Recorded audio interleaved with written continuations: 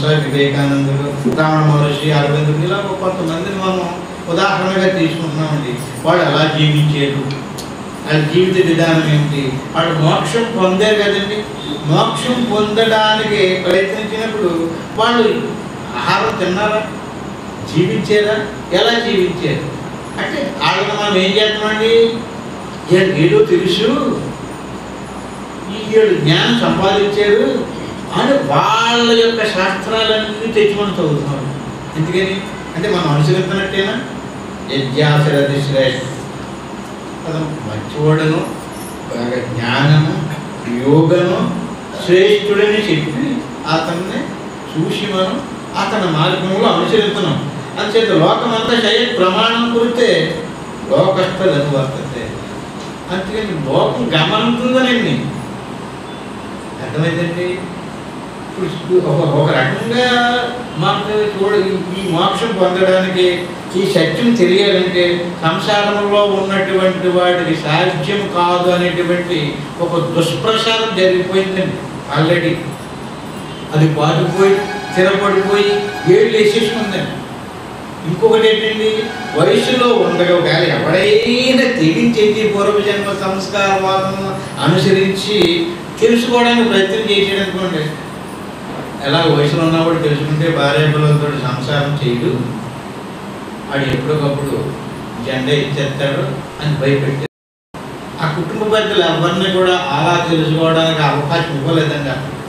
ఎందుకనండి, నిజానికి అలాగే ఎవడన్నా చేసేయడం అనుకోండి, అప్పుడు చేస్తే లోకం గమనించదు, అతన్ని భయపడదు. అంటే అలాగే ఎప్పుడు చేసేయడంటారు, ఒకవేళ ఎవడన్నా చేసేయడం లోకం అతన్ని గమనించింది అంటే అలాగే ఎప్పుడు చేసేయడం ఎందుకు వదిలేసి పారిపోయాడు అంటారు. అంటే అలాగే మనలో ఎవడైనా సరే కాంతో కొంత జ్ఞానం తెలుసుకొని, ఇక నాకు ఏదో తెలుసుకుందండి, మీరు చెప్పారు కదండి, ఇదంతా నిజం కాదండి, భార్య భర్త పిల్లలు సంసారం, మాతా నాస్తి పితా నాస్తి, నాస్తి బంధువు సహోదర, అర్థం నాస్తి గృహం నాస్తి, తస్మాత్ జాగ్రత్త జాగ్రత్త అని మీరు బోర్డు చాలా చెప్పారు. అని చేత ఇంక నేను కూలిపోలోకి అర్థలేదండి, ఉద్యోగం లేదు, వ్యాపారం లేదు, ఇంక నా భార్య పిల్లలు ఎలా పోతే నాకేంటి అన్నాడు అనుకోండి, ఇది లోకం అనుసరించదు. ఈ దుర్బలుడు కొట్టాడు కదండి, కట్టుకోవడానికి శరీరం పట్టుండదు, తినడానికి తిండి ఉండదు, ఆర్థికంతో దరిద్రంతో కొట్టుమిట్టు ఆడుకుంటాడండి. ఎవడైనా నిన్ను చూసి నీ మార్గంలో వస్తాడు అసలు.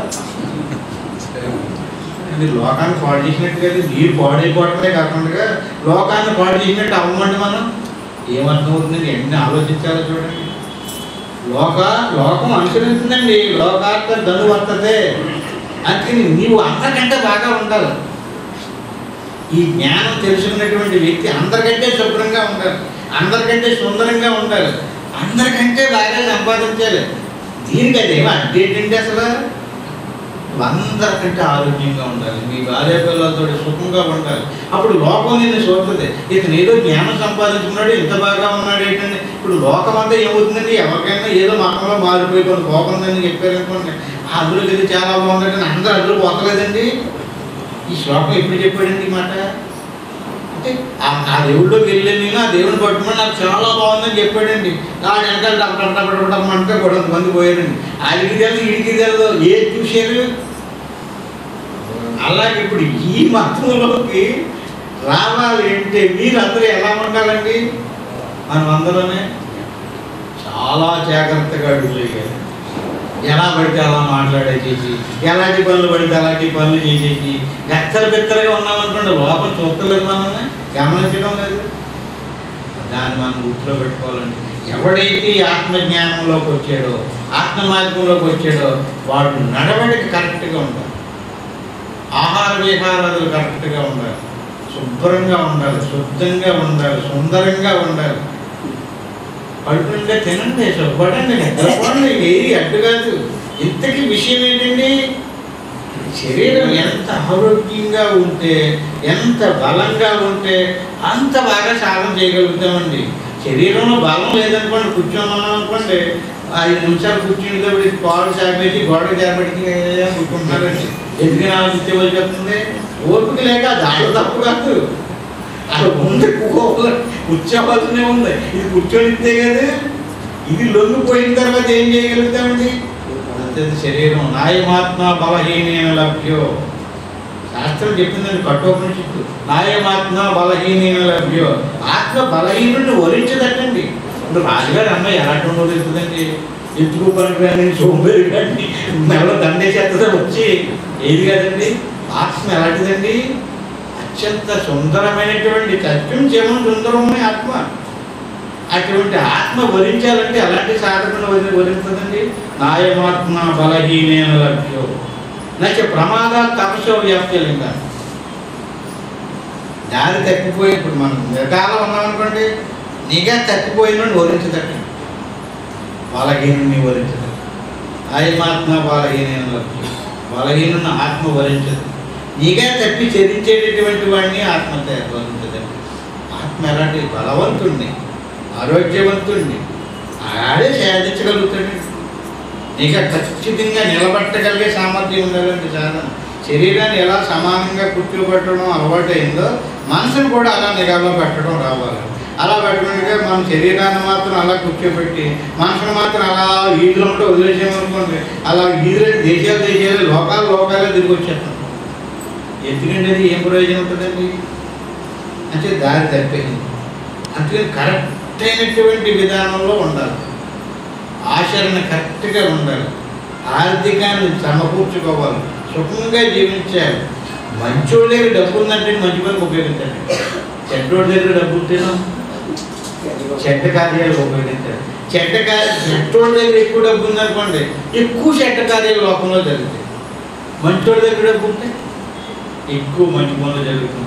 లోకంలో మంచి పనులు అభివృద్ధి చెందాలన్నా, చెడ్డ పనులు అభివృద్ధి చెందాలన్నా వ్యక్తులలో డబ్బు ఉండాలండి. డబ్బు ఎవరి దగ్గర ఉండాలండి? లోకంలో మంచి గుణాలు కలిగినటువంటి వ్యక్తులలో డబ్బు లేదనుకోండి, మంచి కార్యాలు అభివృద్ధి చెందవు.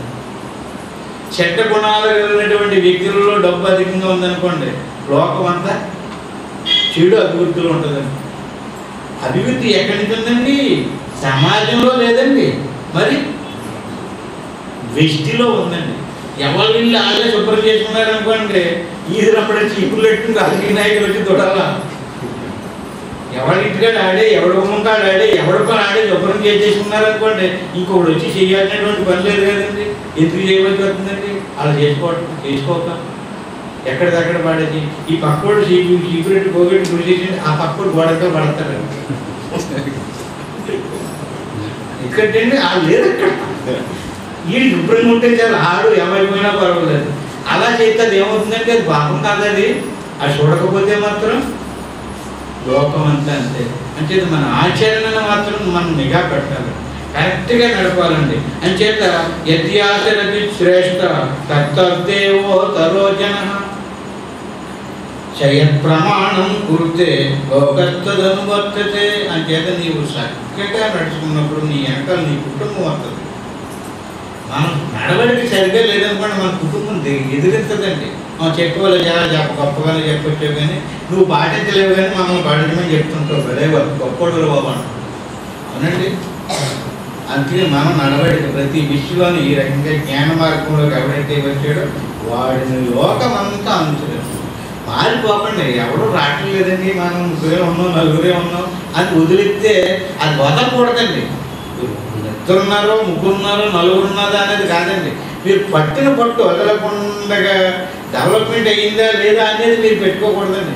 ముందు మీరు కరెక్ట్గా ఉన్నారా లేదా అన్నదా అని మనం తీసుకున్నాం అనుకోండి, అప్పుడు లోకమంతా కూడా అటే తిరుగుతుంది. అందుచేత నమే వార్తాస్తి కర్తవ్యం స్త్రీషు లోకే సుఖించిన నానవాప్తమవాప్తవ్యం వర్త ఏవ చ కర్మణి. ఇప్పుడు దాకా అర్జునుడి గురించి చెప్పండి, ఇప్పుడు కృష్ణ పరమాత్మ తన గురించి చెప్పుకుంటాడు. నువ్వు ఎలా ఉండు, ఇదిగో చెప్తాను, జీవితం ఇది, వ్యవహారకరం ఇది, పారమార్థికం ఇది, మోక్షం అంటే ఇది, సకామం అంటే ఇది, నిష్కామం అంటే ఇది చెప్పుకుంటూ వచ్చింది. యజ్ఞం ఇది చెప్పాడు కదండి. ఇప్పుడు ఏమి చెప్తున్నాడు? ఓ అర్జునుడా, నమే బాధాతి కర్తవ్యం, నాకు ఈశమెత్తు పని లేదు. కర్తవ్యం అంటే ఏంటండి? ఇప్పుడు మనందరికీ ఒక్కొక్కడికి ఒక్కొక్క కర్తవ్యం ఉంది కదండి. మన భార్య పిల్లలను పోషించాల్సిన పని ఎవరిదే? ఎవడు భర్త వాడిది కదా. అట్టి మాదిరిగా భార్యకి కర్తవ్యం ఉంది, భర్తకి కర్తవ్యం ఉంది. భర్త ఆ భార్యను పోషించడము, పిల్లల్ని వృద్ధిపరచడం, వాళ్ళకి పెళ్లి పేరంటాలు చేయడం అనేటువంటి కర్తవ్యం అతని మీద డ్యూటీ ఉంది. డ్యూటీ కర్తవ్యం అంటారు. నమే బాధ్యాతి కర్తవ్యం త్రిషు లోకే సుఖించిన. నాకు 3 లోకాలలోనే కూడా నాకు ఏ పని లేదు. పరమాత్మ అంటున్నాడండి, త్రిషు లోకే సుఖించిన. కించిత్తు ఏసునైతే పని లేదు నాకు. కానీ నాన్నవాప్తమవాప్తవ్యం వర్త ఏవ చ కర్మణి. నేను ఎప్పుడు పుట్టాను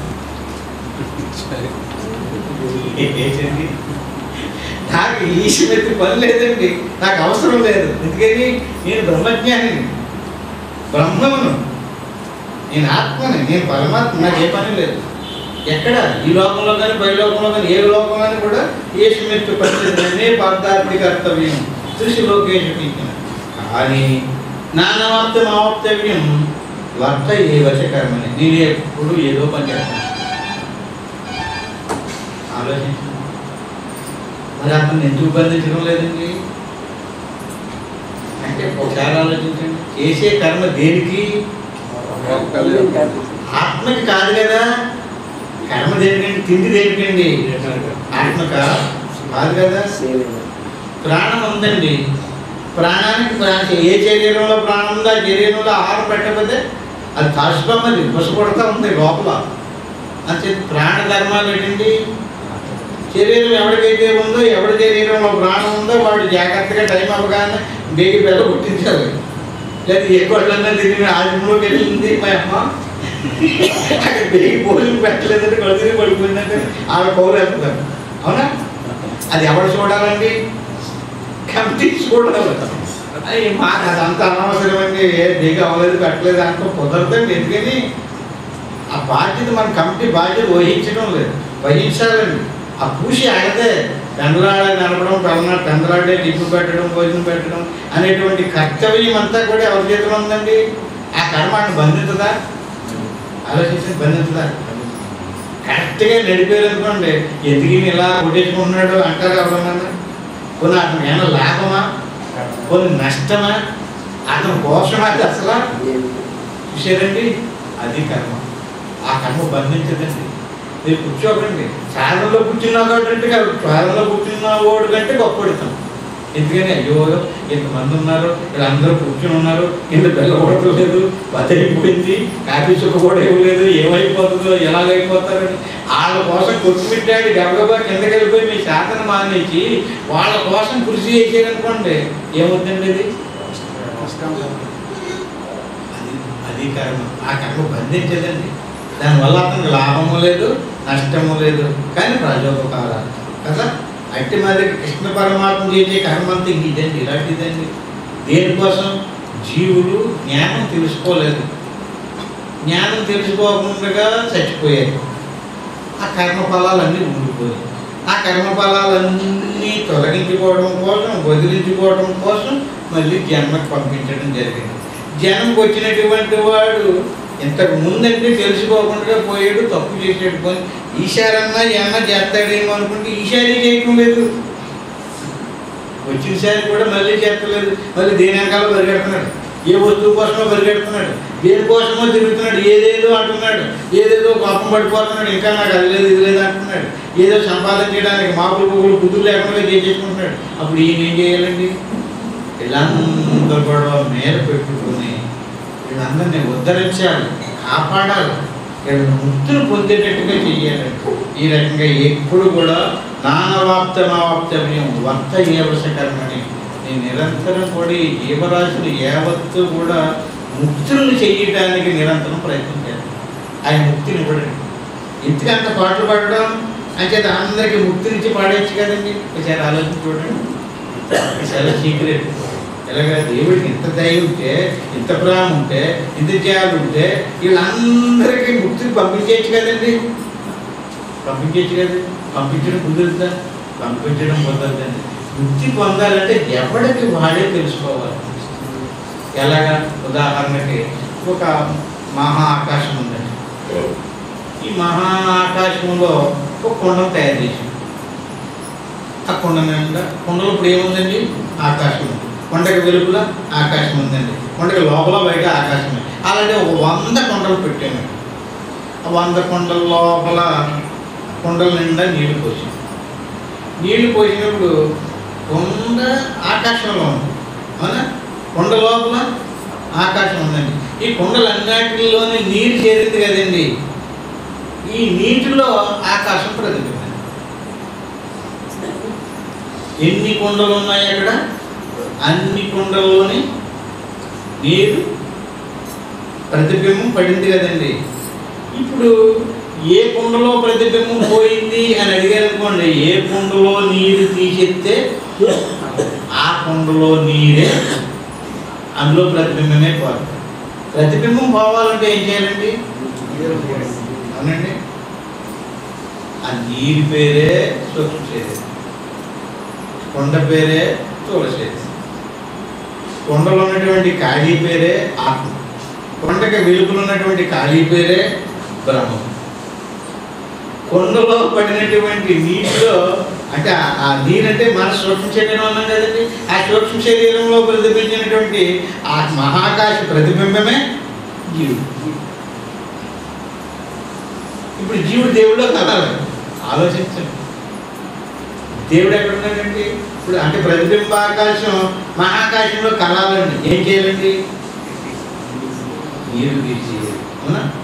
ఈ మనసు తీసే చూడండి, మీకు తెలుస్తుంది అదంతా. ఎక్కడికి వెళ్ళక్కర్లేదు, కొండలు బిందులు కొట్టక్కర్లేదు. మీ మనసును తొలగించండి, ప్రతిబింబం పోతుంది. ఎవడు మనసు తొలగించలేదో వాడి మనసులో ప్రతిబింబం పోదండి. ఆ తెలుగు పోదండి. పెద్దలని పట్టుకుని ఒక్కొక్కడికి ఒక్కొక్క తెలుగు అండి. ఎన్ని చెప్పండి బాబా, ఆడి తెలుగుతో మాట్లాడతాడే తప్ప మన తెలుగు ఇది బాబు అంటే ఒప్పుకోడండి. అవునా? అదండి, ఆ తెలుగు కలుషితమైపోయింది. అలా కలుషితమైపోవడానికి కారణం ఏంటండి? ఆ నీరు. అంచేత ఆ నీరుని తీసేయాలి. నీరుని తీసేస్తే ఇప్పుడు ఎందులో నీరు తీసేస్తే అందులో ప్రతిబింబమే పోద్ది. కానీ ఒక దాంట్లో నీరు తీసేస్తే మొత్తం అన్నిటిలో ప్రతిబింబం పోదు కదా. ఇందులో ప్రతిబింబం పోయింది కదా, అన్ని ప్రతిబింబాలు పోవాలి కదండి. అవునా?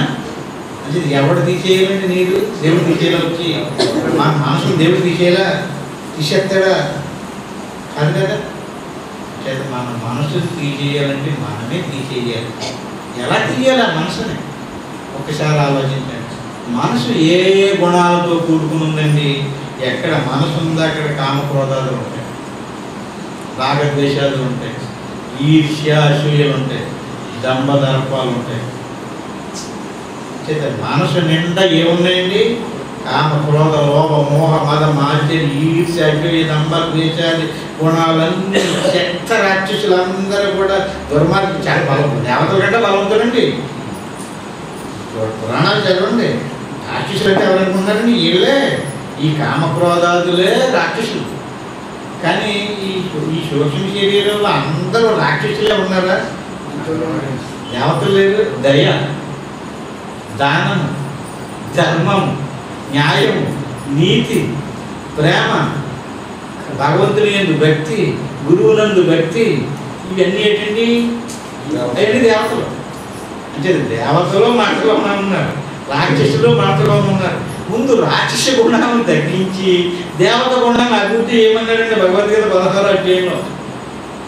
అప్పుడు దేవతలు సులువుగా పోతారట, కానీ రాక్షసులు అంత సులువుగా పోరు.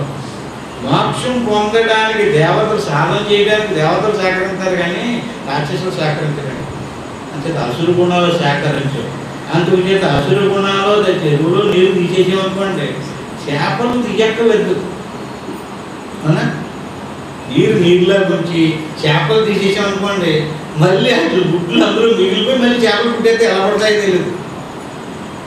చెరువులో నీరు తీసేస్తేనో చేప తీయట్లేదండి. అది చచ్చిపోతే మనసుని తీసేయండి, గుణాలు పోతాయి. మనసుని తీయకపోతే గుణాలు తీయడానికి ప్రయత్నం చేస్తాను కదండి. గుణం పోయినట్టుగానే పోయి ముసుగేసుకుని ఎప్పుడు అవకాశం వస్తుందా అని చూస్తుంటుందండి. ఏ గుణమైనా సరే, కామం కానీ క్రోధం కానీ వ్యక్తం అవ్వాలనుకోండి, పుణ్యాన్ని ఉత్తిని ఊరికినేలా సమాజంలో సభలో చట్టంలో కూర్చున్నప్పుడు వ్యక్తం అవుతుందండి. అది కాదు కదా. దానికి అవకాశం రావాలి. భూమిలో ఉన్నటువంటి ఇత్తనం వేషం మొలిసి రావాలంటే అక్కడ ఏ రకమైనటువంటి వసతి లేకుండా ఉంటే దాని అంత ఇత్తనం రాదండి. అలా ఎదురు చూస్తానే ఉంటుంది. ఎప్పుడు వస్తుందండి అది? దానికి తడి తగలాలి, తప్ప మనం మొలుసుకుని వస్తుంది. అట్టి మాదిరిగా ఇవన్నీ లోపల ముసుగు లేచుకొని ఉన్నారు. రాక్షసులందరూ ఎక్కడ ఉంటారంటే ఒకసారి చెప్పండి. పాతాళంలో కనిపించరు ఎవరికైనా. ఎక్కడ పాతాళం అంటే పాతాళ లోకంలో ఉన్నారు. ఇప్పుడు దేవతలు ఎక్కడ ఉన్నారండి? దేవలోకంలో ఉన్నారు. ఏమో కనిపించరు. ఏం చూడాలంటే దేవలోకం వెళ్ళాలి. వాళ్ళు చూడాలంటే పాతాళ లోకం వెళ్ళాలి. ఒకసారి ఆలోచించండి. దేవతలు రాక్షసులు అంటే ఏంటి అంటే దేవతలకి రాక్షసులకి నిలయం సూక్ష్మ శరీరం అండి. సూక్ష్మ శరీరం నిండా స్థూల శరీరం భూలోకంలో ఉంది. స్థూల శరీరం భూలోకంలో ఉందండి. స్థూల శరీరంలో సూక్ష్మ శరీరం ఉంది. సూక్ష్మ శరీరంలో స్వర్గము పాతాళం ఉన్నాయి. అందులో దేవతలు రాక్షసులు ఉన్నారు. అందులో ఏం తీసేయాలండి? మనసును తీసేయాలి. ఎవడు కనుక మనసును తీసేయడో అటువంటి వాడికి ఇంకా తెలుసుకోవలసింది లేదు, చెయ్యాల్సినది లేదు. అతనే లేదు, అతనే ఆత్మ. అందుచేత యది అహం న వర్తేయం జాతు కర్మణ్యతంద్రితః మమ వర్త్మాను వర్తంతే వంశ పార్థ సర్వసః. ఇది సిస్టం, ఇది బోధ, ఇది జ్ఞానం, ఇది విధానం. జీవి జన్మకు వచ్చినటువంటి జీవి ముక్తిని పొందడం కోసం నేను నిరంతరము కృషి చేస్తున్నాను, ప్రయత్నం చేస్తున్నాను. వాడు సహకరించాడు, వాడే చేసుకోవాలంటే వాడికి తెలిసొచ్చేలా చేయటమే. నేను ఎవరికి ముఖ్యం. మరి ఏంటండి నేను చేసే డ్యూటీ ఏంటండి? వాడికి హెల్పింగ్. మీరైతే దేవుడిని తెలుసుకోవడానికి ఎప్పుడు పూనుకున్నారో అప్పుడు మీకు కావలసినటువంటి మెటీరియల్స్ అంతా సప్లై చేస్తారనమాట. అది ఆయన చేసేటటువంటి పని. ఇంకొక ఉదాహరణ చెప్పుకుందామండి. ఒక రాజుగారికి ఒక గురువుగారు ఉన్నారు. ఆయన సన్యాసి గురువు గారు అన్నమాట. నువ్వు ఈ రకంగా రాజవైభోగాలు అనుభవిస్తూ కూడా కూర్చుంటే నీకు మోక్షం రాదయ్యా నాయన అని ఆ సన్యాసి గారు చెప్పాడు. అయితే ఏం చేయమంటారంటే నా కూడా వచ్చి అరణ్యంలో కుటీరం కట్టుకుని సాధన చేసుకుని గడుపుదాం అన్నారట. ఇద్దరు వెళ్ళారటండి. చెట్టు కింద తప్ప కూర్చున్నారటండి. కూర్చునేటప్పటికి ఈ రాజుగారు ఈ సాధువు గారు కళ్ళు తెరిచి చూసేటప్పటికి ఈ రాజుగారు కూర్చున్న చోట్లో లేడటండి. ఆయన ఇంకో చోట్లో కూర్చోబెట్టి 10 మంది కాపలా కాపుతున్నారు. ఆయన దగ్గరికి ఎవరు వెళ్ళకుండా. అదేంటయ్యా అంటే ఏమో నాకు తెలుసు, వీళ్ళందరూ ఇదేంటండి బాబయ్య మీరు ఎక్కడ కూర్చున్నారంటే ఆ ఆటవికులు అందరూ వచ్చేసి ఈయన రాజుగారు పలానా దేశానికి రాజుగారు అని చెప్పి ఈయనకి సఫల మర్యాదలు చేసేస్తున్నారట. అంటే ఏంటి దాని అర్థం? యోగంలో ఏది ఉందో అది జరిగింది. అట్టి మాదిరిగానే ఆత్మసాక్షాత్కారం పొందడానికి ఎవడు ప్రయత్నం చేస్తారో వాడికి సహకారం అంది. మనం ప్రయత్నించకుండా నాకు ఏ సహకారం అందుతలేదన్నారు అనుకోండి, మనం ప్రయత్నం చేయటం లేనట్లే. నిజమైనటువంటి సహకారం ఏదండి? అంచేత యది అహం న వర్తేయం జాతు కర్మణ్యతంద్రితః మమ వర్త్మాను వర్తంతే మనుష్య పార్థ సర్వసః. అంటే ఈ శ్లోకానికి వచ్చేవారని చెప్పుకున్నాం. ఇంతటితో ముగించాం. శ్రీ సద్గురు మహారాజ్ కి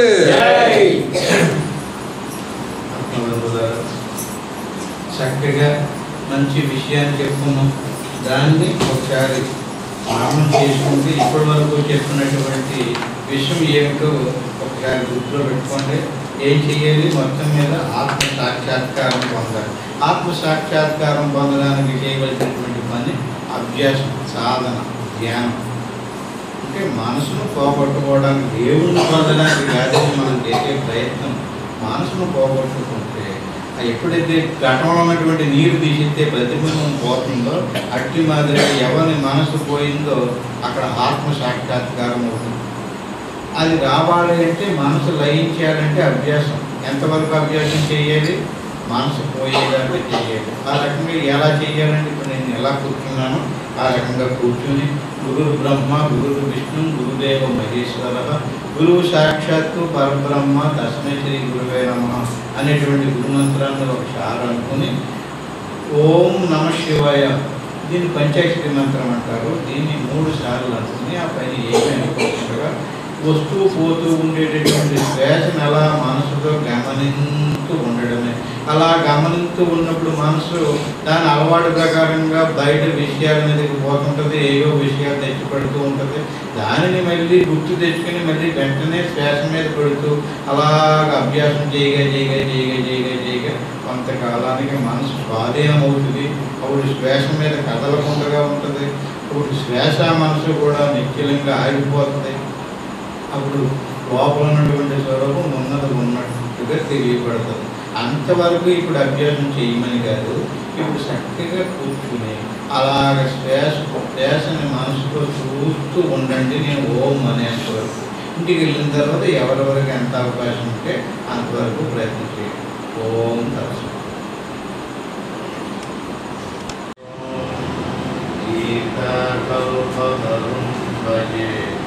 భగవతా కృష్ణేన సందోషితం వేదవ్యాస వివర్జితం శృతి శిరోవేజం ప్రబోధాంతు నానాశస్త్రరహస్యశాఖమరతి శాంతి ప్రవాళాంకితం రత్నాంగిద్వయ వ్యక్తి పుష్పసురమి మోక్షప్రదం జ్ఞానినః.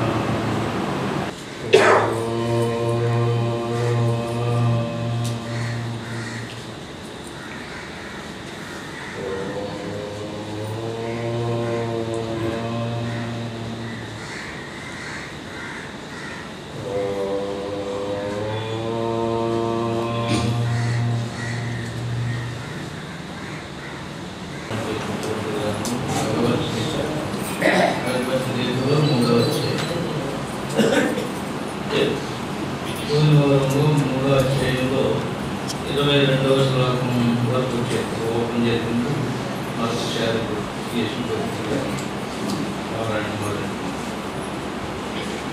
నమే పార్థాస్తి కర్తవ్యం త్రిషు లోకేషు కించన నానవాప్తమవాప్తవ్యం వర్త ఏవ శకర్మణి.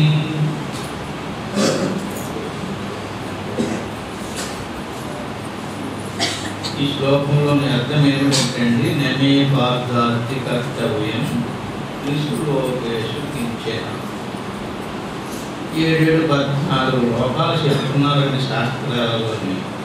ఈ 7-14 లోకాల్లో కానీ 3 లోకాల్లో కానీ ఏ లోకంలోనూ కూడా నమే పార్థాస్తి కర్తవ్యం త్రిషు లోకేషు కించన అంటే ఈ లోకంలో కాదు, ఆ పై లోకంలో కాదు, ఆ కింద లోకంలో కాదు, త్రిషు లోకేషు 3 లోకంలోని 3 లోకాల్లోని కూడా నమే పార్థాస్తి కర్తవ్యం నాకు ఏ కర్తవ్యం లేదు, ఏ పని చేయాల్సినటువంటి పని లేదు, నేనేమి చేయాల్సినటువంటి అవసరం లేదు. నమే పార్థాస్తి కర్తవ్యం త్రిషు లోకేషు నానవాప్తమవాప్తవ్యం వర్త ఏవ శకర్మణి. అంటే నాకు ఏ డ్యూటీ లేదు కదా, ఏ క్రియ చేయాల్సినటువంటి అవసరం లేదు, ఏ లోకంలోనూ చేయవలసినటువంటి పని లేదు. ఎవ్వరు గొడవ నాకు సంబంధం లేదు. లోకంలో అనేక మంది పుణ్యాత్మలు ఉండొచ్చు, పాపాత్మలు ఉండొచ్చు, చాలా మంది చాలా రకాల కర్మలు చేసుకుంటుండొచ్చు. ఎవరి కర్మఫలాలను వాళ్ళు అనుభవించడానికి కొట్టడము చావడము జరుగుతూనే ఉంది. నాకు మాత్రం ఎవరి గొడవ లేదు, ఏ పని చేయాల్సినటువంటి పని లేదు. అయినప్పటికీ కూడా నానవాప్తమవాప్తవ్యం వర్త ఏవ శకర్మణి. నేను కర్మ చేయడం మానము అన్నాడు. ఇక్కడ మనకి కర్మ అంటే ఏమిటి అనేటువంటిది మనకు కొంత బాగా తెలియాలి. అసలు ఈ అధ్యాయం స్టార్టింగ్లోనే ఏ ప్రశ్న వేయడం వల్ల ఈ అధ్యాయం స్టార్ట్ అయిందో ఒకసారి గుర్తు చేసుకుని వద్దామండి. ఏం అడిగాడండి, ఏం చెప్పాడండి? దీనికి ముందు అధ్యాయం పేరేటండి శాంతి యోగం. శాంతి యోగంలో చెప్పినటువంటిదంతా ఏమిటండి, నీవు నేను ఇక్కడ ఉన్నటువంటి వాళ్ళు కూడా ఎప్పుడూ ఉండేవాళ్ళమే అన్నట్టు. మనకి పోవడం కానీ రావడం కానీ లేదు. ఎవరికన్నాడండి? నాకు అనలేదండి. మరి అందరికీ ఇక్కడ ఉన్నటువంటి రాజులకి, నీకు నాకు అందరికీ కూడా. కానీ శరీరాలు మాత్రం వస్తుంటే పోతాయి. అంటే ఏమి అడిగేసాడండి అక్కడ? శరీరాలు వేరు, మనం వేరు. శరీరాలు వస్తుంటే పోతుంటాయి. కానీ శరీరాలు రావడము పోవడం అనేటువంటి లెక్క ఏదైతే ఉందో అది మనకి సంబంధించింది కాదు, అది మనం కాదు. అవి వస్తున్నాయి పోతున్నాయి, మనం మాత్రం రావడము పోవడం లేదు. నిరంతరము నిత్య సత్యంగా ఎప్పుడూ ఉండేటటువంటి వాళ్ళని అనే కదండి మనం ఆ పాఠం మనం ఇనే వచ్చాం. మరి ఈ రకంగా జ్ఞానం తెలిసింది మనకి. నేను శరీరం కాదు ఇది దాని. మరి శరీరానికి తెచ్చేటటువంటి అందరికీ ఒక రకమైనటువంటి శరీరాలు రావడం లేదు. కొందరికి మనుషులు, కొంతమంది పశువులు, కొంతమంది పక్షులు, ఇలా రకరకాల శరీరాలు. అలాగే వచ్చినటువంటి మనుషులుగా వచ్చేటువంటి వాళ్ళందరికీ కూడా వాళ్ళు అనిపించేటటువంటి సుఖ దుఃఖాలు కూడా సమానత్వం కాలేదు. ఒకళ్ళకి ఎక్కువ సుఖాలు అనుకుంటున్నారు, కొంతమందికి ఎక్కువ బాధలు అనుకుంటున్నారు. అనేక రకాలుగా దారిద్ర బాధలు, దరిద్ర బాధలు, అనారోగ్య బాధలు, ఒకటి కాదు అనేక రకమైనటువంటి భర్త లేనోళ్ళు, భార్య లేనోళ్ళు, పిల్లలు లేనోళ్ళు, ఇలా ఎన్నో రకాలైనటువంటి బాధలు పడుతున్నారు కదా. ఇది ఎవరు పడుతున్నట్టు ఇది ఎవరికి ఇలాగ ఎందుకు వచ్చింది తేడా? అసలు మనకు పుట్టుగా లేదు, సాగు లేదు, అలా శరీరాలు వస్తున్నాయి, అలా పోతున్నాయి. అలాగే నేను ఎలా ఎంత చక్కగా చెప్పాడు ఏంటంటే మనం తిరిగిపోయిన వస్త్రాన్ని విడిచి మళ్ళీ నూతన వస్త్రం ఎలా ధరిస్తుంటాం అట్టి మాదిరిగా చీకిపోయి ముగ్గిపోయినటువంటి శరీరం ఊడిపోతుంటుంది. అప్పుడు మళ్ళీ మనం కొత్త శరీరాన్ని తగిలించుకుని వస్తుంటాం అని కదా చెప్పాడు. కాకపోతే ఏంటంటే నీకు ఆ జ్ఞానం లేదు, నాకు ఉంది. నీకు నాకున్న డిఫరెన్స్ ఏంటి? నీకు ఆ జ్ఞానం లేదు, నీకు జ్ఞానం ఉంది. ఆయనకున్న జ్ఞానం ఏంటండి? శరీరం నేననే జ్ఞానం. ఈయనకి జ్ఞానం ఉంది, ఈయనకి ఏం జ్ఞానం అంటే ఇప్పుడు ఆలోచించి ఇప్పుడు ఈయన కర్మ చేస్తున్నారంటే ఆయన కర్మ చేస్తున్నారు. వీళ్ళిద్దరూ ఈయన ఏదనే భావంతో కర్మ చేస్తున్నారంటే ఆయన ఏదనే భావంతో కర్మ చేస్తున్నారు. ఇద్దరు కర్మ ఒకటి కాదు. కర్మ ఏమైందంటే కర్మకాడికి వచ్చేటప్పటికి మారిపోయింది. ఈయన ఆత్మని నేననేటువంటి భావంతో ఈయన ఉన్నాడంటే దానికి సంబంధించినటువంటి ఆత్మభావంతోనే మాట్లాడతాడు, ఆత్మభావంతో సంసారం చేస్తాడు, ఆత్మభావంతో ఏం చేసినా ఏం మాట్లాడినా కూడా ఈయన శరీర భావంతో మాట్లాడతాడు. శరీర భావంతో ఏ కర్మ చేసినా ఇద్దరు ఒకటే అయ్యారండి. లోపల వాళ్ళు ఇద్దరు ఒకటే, కానీ వెలుగులకు వచ్చేటప్పటికి ఇద్దరు జ్ఞానాలు మారిపోవడం వల్ల ఆ జ్ఞానాలకు అనుగుణమైనటువంటి కర్మలు చేస్తున్నారు.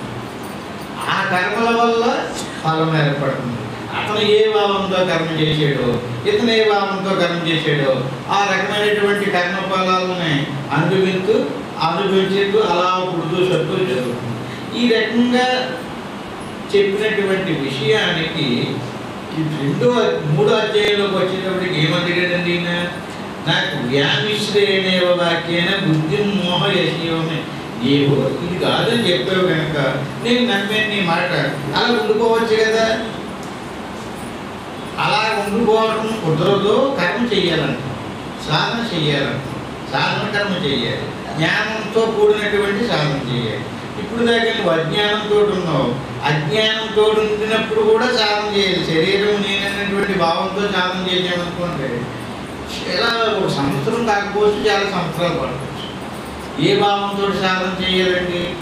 సోహం భావేన భావంతో కర్మ చేయాలి. ఎలాగా? ఇది నేను కాదు అది నేననే భావంతో కర్మ చేయాలి. ఇది నేననే భావంతో ఆ కర్మే చేసినా ఏమంటే ఎలాగ? ఇది నేననే భావంతో అతను చేసిన కర్మ ఇతను చేస్తాడండి. కానీ ఎక్కడ వస్తుంది తేడా? భావన మారిపోవడంలో ఫలితం తేడా వచ్చాడు. అందుకని కర్మయోగం ఎక్కడ ప్రారంభమైంది? జాయేసి చేత్ కర్మ నచ్చితే మత బుద్ధి జనార్దన్ చెప్తున్నావు. కర్మ చేయాలంటున్నావు, మనం ఇది కాదు. ఇది కాకపోతే ఇక కర్మ చేయాల్సినటువంటి పని ఇది నేను కాదని నువ్వు ఊరుకోవచ్చు కదా. అంటే తత్వం కర్మని కోరేమో మళ్ళీ ఎందుకు భయంకరమైనటువంటి కర్మలో ప్రవేశపెట్టడం, కష్టపడి కూర్చోబెట్టడం, కడుపు లాగడం, కాడు లాగడం, కడుపు నొప్పి, ఎన్ని బాధలు పడుతూ నేను కూర్చోలేను, నిఘా పెట్టలేను, మనసు ఎక్కడికో తీసుకుపోతాను. ఎందుకంత కష్టపెట్టాలి మళ్ళీ తిరిగినది? ఈ గుణాలన్నీ చంపుకోవాలనుకున్నాడు. ఏ గుణాలు ఉండినప్పటికీ కూడా నీకు ఈ ఆత్మసాక్షాత్కారం కలగదంటున్నాడు. మరి ఇంత శ్రమ నాకెందుకు? యథార్థం ఏదో నాకు తెలిసింది కదా. తెలిసినప్పుడు ఉన్న స్థితిలో నన్ను ఉండిపోవచ్చు కదా అని అడిగితే ఇది నాకు వ్యాధి శ్రేణేవ వాక్యేన రెండు ద్వంద్వం వస్తుంది. అంటే చెప్పటం ఒకటి అవుతుంది, మళ్ళీ చేయటం ఇంకోటి అవుతుంది.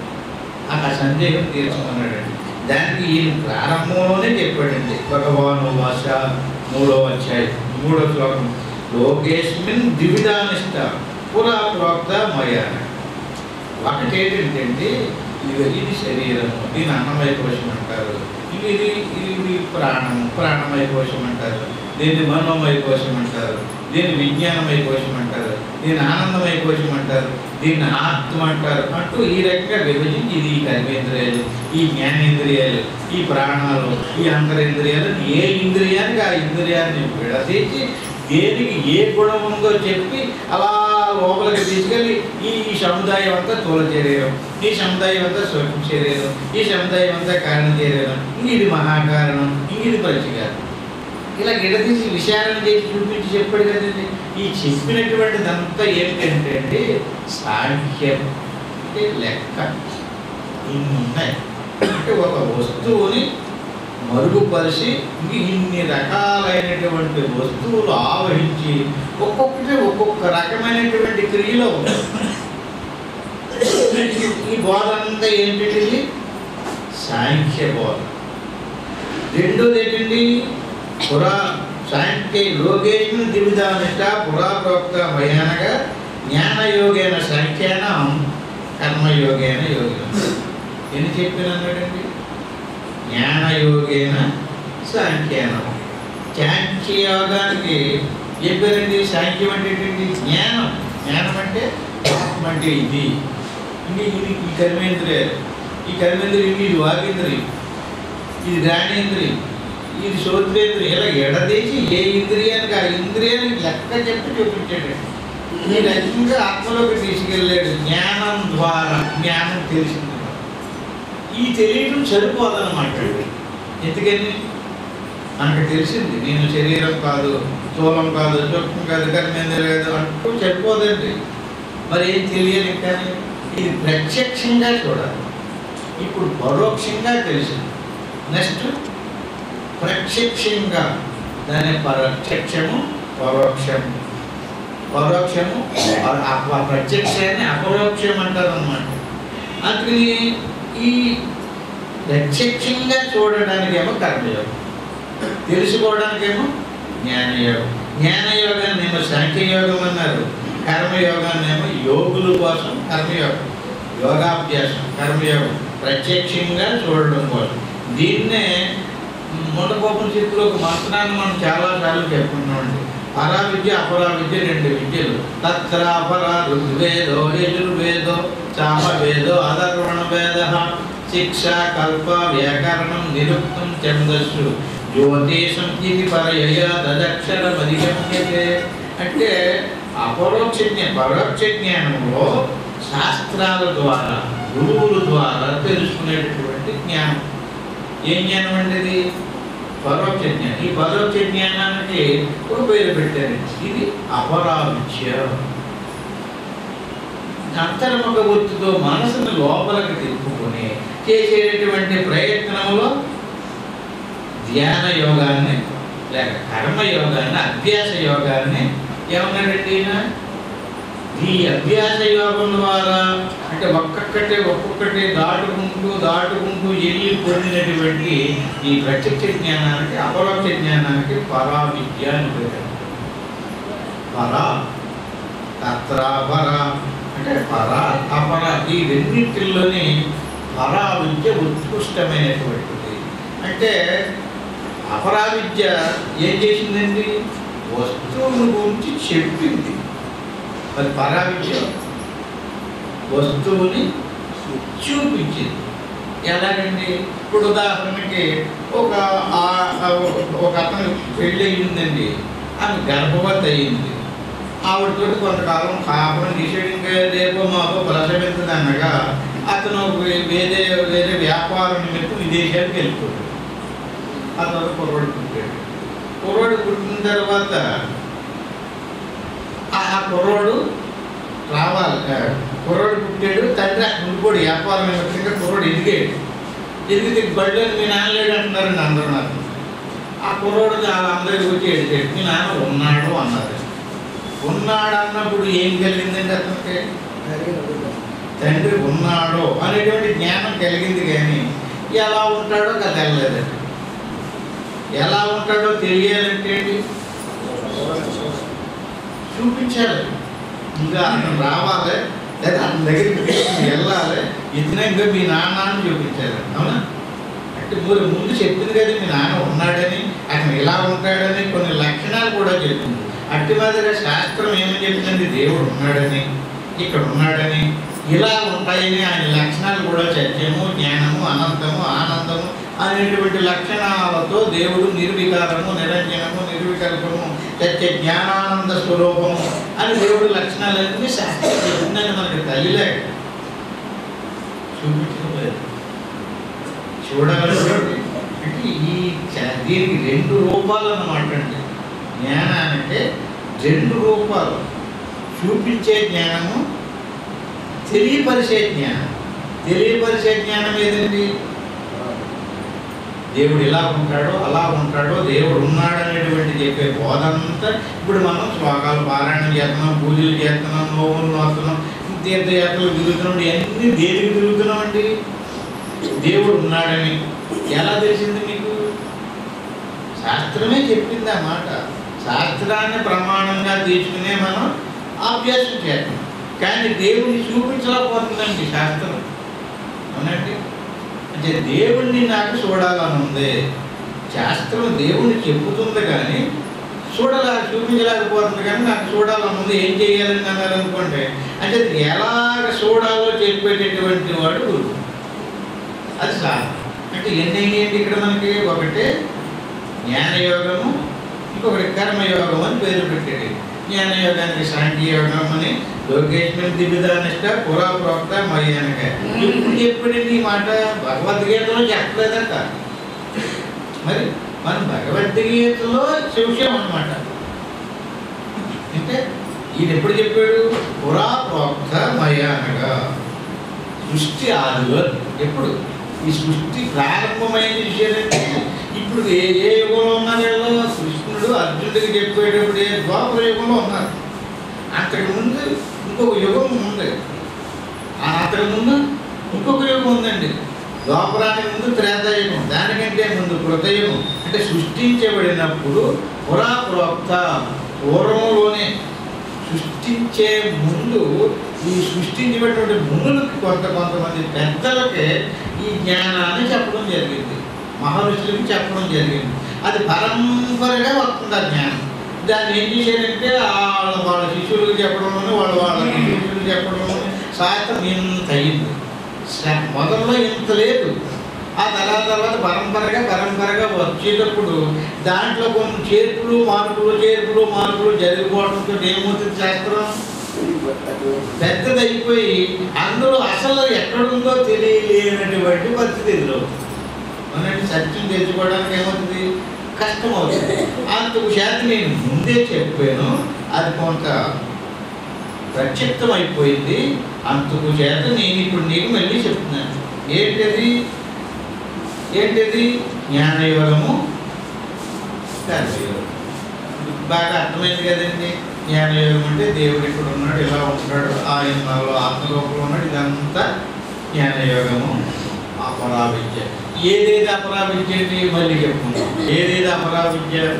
ఋగ్వేదము, యజుర్వేదము, సామవేదము, అధర్వణ వేదము, శిక్ష, కల్పాటి శాస్త్రాలు, షట్శాస్త్రాలు అంటారంటే అక్కడ షడంగాలు అంటారు. మరి శిక్ష, కల్ప, వ్యాకరణం, నిరుక్తం, ఛందస్సు, జ్యోతిషం మొదలైనటువంటి పురాణాలు, ఇతిహాసాలు, ఏ శాస్త్రాలు అయితే ఉన్నాయి మొదలైనటువంటి మొత్తం శాస్త్ర సముదాయాన్ని అంతటినీ చెప్పేసి మొత్తం శాస్త్ర సముదాయం అంతా ఏమిటండి? ఈ శాస్త్రమే కాదు, అన్ని శాస్త్రాలు కూడా దేవుడు ఉన్నాడు, ఇలా ఉన్నాడని చెప్పగలుగుతున్నాయి. ఎంతండి దానికి ఉపాయాలు చెప్తున్నాయి. మరి ఆ దేవుడిని పొందాలంటే మేము ఏమేం చేయాలండి? ఈ గొప్ప ఉపాయం అంటే ఎన్ని ఉపాయాలు చెప్తున్నాయండి? నాకు ఆరోగ్యం కోసం ఏంటంటే ఉపాయం అడిగారు అనుకోండి, అదే చెప్తుంది. నాకు వివాహం అవ్వలేదండి, వివాహం కోసం అదే ఉపాయం చెప్తుంది. అనారోగ్యం తగ్గడానికి, ఆర్థికం రావడం, ఉద్యోగం లభించడానికి, స్కూల్లో పాస్ అవ్వడానికి, ఇలాంటి ఉపాయాలు కూడా శాస్త్రం చెప్తుంది. దేవుణ్ణి తెలుసుకోవడానికి అసలు శాస్త్రం ఉద్దేశించబడింది దేనికి? దేవుణ్ణి తెలియపరచడానికి శాస్త్రం చెప్పడం జరిగింది.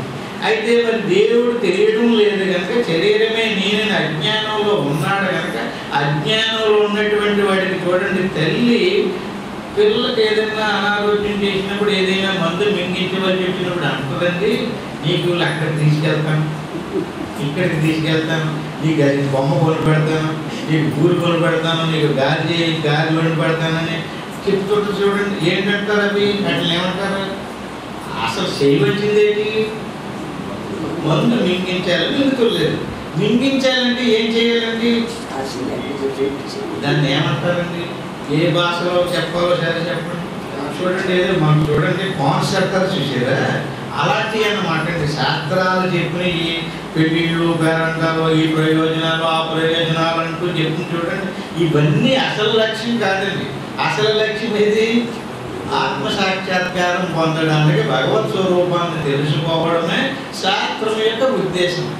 అటువంటి శాస్త్ర ఉద్దేశానికి అనుగుణంగా అతను తర్వాత చూద్దామయ్యా బాబు, ఇప్పుడు నాకు కడుపు నొప్పి తగ్గి ఉపాయం లేదండి చెప్పన్నాడు అనుకోండి, అది కూడా చెప్తుంది. నువ్వు చెప్పేది నేను వస్తాను, కానీ నాకు తిండి పడాలి, నాకు పిల్లలకి ఒక దారి మార్గం ఏర్పడితే అప్పుడు వస్తానంటే, దాన్ని నాకు పెళ్ళి అవ్వలేదు, పెళ్ళి అయితే పిల్లలు పుట్టలేదు, పిల్లలు పుడితే ఉద్యోగం లేదు, వ్యాపారం లేదు, ఆర్థికం లేదు, అది ఇలా చెప్పామనుకోండి. ఇవన్నీ ఎలాంటివి అండి? పాపం ఆ మహర్షులు ఏం చేశారంటే, ఈ వదిలేట్లే మొత్తానికి వదిలేసి ఇలా కనపడుతున్నాడని చెప్పేసి, లేదు నేను సినిమాకి తీసుకెళ్తాను, నీకు నిగర్కి తీసుకెళ్తానంటూ తల్లి ఎలాగైతే ప్రలోభ పెడుతుందో, శాస్త్రాలు అలా ప్రలోభ పెట్టియండి మనుషులు. ఎందులో ఉండిపోయాం మనం? ఆ ప్రలోభాలలో ఉండిపోయి అసలు వదిలేసాం. అందుచేత అసలు ఏదైతే ఉందో అదే యోగం. దాని పేరే యోగం. అంటే ఏంటండి? యోగం, జ్ఞానం, యోగం, జ్ఞానం, యోగం. జ్ఞానం అనేటువంటిది తెలియపరిచింది, యోగం అనేటువంటిది తెలియపరచలేదు, చూపించింది. సరే, ఇలాగే చెప్పుకుంటూ వచ్చి ఒక్కసారి 17వ శ్లోకాన్ని కూడా కొద్దిగా ఇవి మన శ్లోకంలో పెట్టారు. ఎందుకంటే ఇప్పుడు దాకా ఈయన ఏం చెప్పాడు చూడండి. 17వ శ్లోకం ఏం చెప్తుంది? యత్వాత్మరతిరేవశ్య ఆత్మతృప్తస్య మానవః ఆత్మన్యేవ చ సంతుష్ట తస్య కార్యం న విచ్యతే. ఏంటండి దీని అర్థం? యత్వాత్మరతిరేవశ్య. ఈ శ్లోకాన్ని మనం చెప్పుకోం, ముందే చెప్పుకున్న శ్లోకాలే మళ్ళీ ఎందుకు చెప్పుకుంటున్నామండి అంటే, మొత్తం సారాంశం ఏమిటంటే అండి, ఈ వేలాముండలు కాదండి, ముందు ఆ ముందే ఆత్మసాక్షాత్కారం, ఆత్మను గురించి తెలియదు. ఆత్మను గురించి తెలుసుకున్నటువంటి జ్ఞానం ఆత్మజ్ఞానం. ఆత్మను గురించి తెలుసుకున్న తర్వాత ఆత్మజ్ఞానంలో ఉండడం ఆత్మనిష్ట, దాన్ని బ్రహ్మనిష్ట అని కూడా అంటుంటారు. అంటే ఈ రకంగా యస్వాత్మరతిరేవశ్య, ఆత్మను గురించి తెలుసుకుని ఆత్మయందే మనసును లగ్నం చేసి క్రీడించేటటువంటి వాడు యస్వాత్మరతిరేవశ్య. దాన్ని ఆత్మరతి రేవశ్య, ఆత్మతృప్తస్య మానవః. అందులోనే క్రీడించినటువంటి వాడు, దానితోనే ఆత్మతృప్తస్య మానవః. అంటే రెండు చెప్పాడండి. రెండు ఏమిటండి? ఒకటే దాంట్లో మనసును లగ్నం చేసి క్రీడించాడు. ఎందులో? ఆత్మలో. అందులో కలిగినటువంటి ఆనందానుభూతితోటే మనసు లగ్నమయ్యి తృప్తి చెంది ఉంటాడు. ఇప్పుడు విషయాలు ప్రాపంచిక సంబంధమైనటువంటి విషయాలు, డబ్బుకు సంబంధించినటువంటి, పలుబడికి సంబంధించినటువంటి, పరపతికి సంబంధించినటువంటి, ఎత్తులకు సంబంధించినటువంటి విషయాలకు సంబంధించినటువంటి కూడా తృప్తిని కలిగిస్తున్నాయి కదండి. ఇక్కడ అది చెప్పలేదండి. మనిషి ఈ తృప్తి గురించి మాట్లాడటలేదండి. తృప్తి ఈ తృప్తి కాదు, మరి ఏ తృప్తి? ఆత్మతృప్తి, ఆత్మజ్ఞానం. ఇదే లక్ష్యం. మిగతా అసలు లక్ష్యం కాదు. ఈ లక్ష్యంలోకి తీసుకురావడం కోసం అతను బతిమాలి అలాగ చెప్తాను, నీకు ఇలా చేసి పెడతాను, నీకు చాలా మంచి ఆరోగ్యం ఉంటుంది, ఐశ్వర్యం వస్తుంది, నీకు మంచి తెలుగు వస్తుంది, నీకు మంచి పేరు పలుకు కూడా వస్తుంది అంటూ చెప్పిన అన్నీ కూడా దీనికి హెల్ప్ అన్నమాట, చేసి పెట్టడం అంటారు. అదే తల్లి అన్నీ చెప్పిన మాట ఏంటంటే తల్లి ఎలా చేసి పెడితే అట్టి మాదిరిగా ఆత్మన్యేవచి సంతుష్ట. ఈ రకంగా ఆత్మరతి, ఆత్మతృప్తి, ఆత్మ ఎందే సంతృష్టి చెంది ఉండడం, ఆత్మజ్ఞానం ఉందే సంతృష్టి చెంది ఉండడం. ఇటువంటి వ్యక్తికి తస్య కార్యం విద్యతే. ప్రపంచంలో అతనికి తెలుసుకోవలసింది లేదు, చెయ్యాల్సింది కూడా లేదు. ఇది తెలిసిందనుకోండి ఇంకొక పుస్తకం చదివినవలసినటువంటి అవసరం లేదండి, నీకు తెలియాల్సినటువంటి పని లేదండి. ఆ ఒత్తుడు ఎక్కడుంది అని అడిగారు అనుకోండి, ఆ ఒత్తుడు అసలు చూసేటనుకోండి, ఇంక మళ్ళీ ఎవరిని అడగాలండి? పలానా వ్యక్తి ఎవరైనా తెలియలేదండి, వచ్చేదండి ఈయన ఆయన చంద్రబాబు గారు అన్నారు అనుకోండి, ఆ వ్యక్తితోటి మీరు కలిసి మాట్లాడేసి ఆయనతో సంఘటన చేశారనుకోండి, అప్పుడు ఇంక మళ్ళీ ఇంకొకరిని చంద్రబాబు గారు ఎవరంటే అడగరు కదండి, ఎందుకని తెలిసిపోయింది కదా. అట్టి మాదిరిగా ఎవరిని గురించి దేనిని గురించి తెలుసుకోవడానికి అసలు మనిషి జన్మ వచ్చింది. లక్ష్యం ఏమిటండి? ఆత్మను గురించి తెలుసుకోవడానికే మనం జన్మించాం. మనకి కావలసింది ఆత్మ సాక్షాత్కారం, ఆత్మజ్ఞానం. అది లభించేసింది, తెలిసిపోయింది. ఆత్మీయంగా ఇక్కడ ఇది ఆత్మ అంటే దేవుడే మన శరీరంలో ఆత్మరూపంలో ఉన్నాడు కనుక ఆ ఆత్మరూపంలో ఉన్నటువంటి దేవుడిని మనం తెలుసుకున్నాం. తెలియలేదా కొని ఇంకా ఈ దారంటే వెళ్ళాలి. సోహం బాబైనా పోయింది. ఈ రకంగా ఈ నిష్టలో అభ్యాసం చేసినట్లయితే ఇది మనకి సాక్షాత్కారం. ఈ రకంగా ఆత్మను గురించి తెలుసుకోలేదు, ఆత్మ సాక్షాత్కారం అవ్వలేదు. పొందడం లేదు, తెలియడం లేదు. తెలియక ఎలా ఉన్నదంటే మనసు కానీ ఎక్కడో దేవుడు ఉన్నాడని, ఏదేదో దేవుడని, ఆ దేవుడు ఏదేదో చేస్తాడనేటువంటి భావంలో ఉన్నారనుకోండి, అది ఇంకా అలా మళ్ళీ చేస్తానే ఉండాలి. ఎందుకని ఆ వ్యక్తినటువంటి ఏ వ్యక్తిని తెలుసుకోవాలని వచ్చేమో ఆ వ్యక్తి తెలియలేదు. ఇప్పుడు ఏం చేయాలండి? మళ్ళీ రావాలి. ఇప్పుడు ఉదాహరణకి మనం ఏదో ఊళ్ళో ఉన్నామండి, ఆ ఏదో ఊరి నుంచి దూరం నుంచి ఏదో పని మీద వెళ్ళాం, కాశీ వెళ్ళాం అనుకున్నాం. లేదా అంత దూరం అయితే కొన్ని దగ్గరలోనే ఏదో కాకినాడ వెళ్ళామండి, లేదా రాజమండ్రి వెళ్ళామండి. ఒకటే బస్సు మనం ఆ వెళ్ళేది కాడ చేయాల్సినటువంటి ఆ పని ఏదైతే ఉందో అది చేయకుండా ఎక్కడో విలాసంలో ఇరుక్కున్నాం. ఆ విలాసంలో ఇరుక్కున్నప్పుడు ఈలోగా బస్సు వచ్చేసి మళ్ళీ బస్సులు ఎదురేప్పుడు దాకా ఏం చేస్తారంటే వచ్చేస్తే మరి ఆ పను బస్సు పేరే మరణం. మరణం అంటే ఏమీ లేదండి, మరణం. బస్సు వచ్చేసింది, ఎక్కాలంటే మనం ఎక్కకపోయినా చుట్టుపెట్టి అందులో పడతారు. ఆ రకంగా బస్సు ప్రయాణం చేసి వచ్చేది మళ్ళీ రేపల్లా. అంటే అతను ఏమైందండి? తస్య కార్యం నవ్వించిందే, పూర్తవలేదు. ఏమైంది? చేయలేదు. అతను ఎందుకు చేయలేదు? తెలియలేదు. తెలిసేయక కూడా ఎందుకు చేయలేదు? మనసు లక్ష్యం తెలియలేదు. పోనీ పర్వాలేదు, అతను అనలేదండి, తెలిసింది. తెలిసిన వ్యక్తి ఎందుకు చేయలేదు?